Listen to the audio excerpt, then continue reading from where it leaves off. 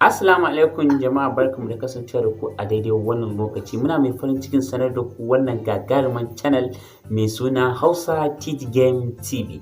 Ita dai wannan channel namu za ta dinga kawo muku daɗaɗɗen gyama-gyamai wanda za ku dinga amfani da su cikin sauƙi, da yadda za a dinga hacking ɗin gyama-gyamai ka buga su ba tare da ka biya ka ba. Sannan kuma za mu koyar da ku yadda za ka buga game 100% a wayarka, sannan tare da otijinka, tare gami da bat ɗinka. Shi dai wannan wasu sun san shi, wasu ba su san shi ba. OTG da bat ana haɗawa 100% ka using game a cikin wayanka.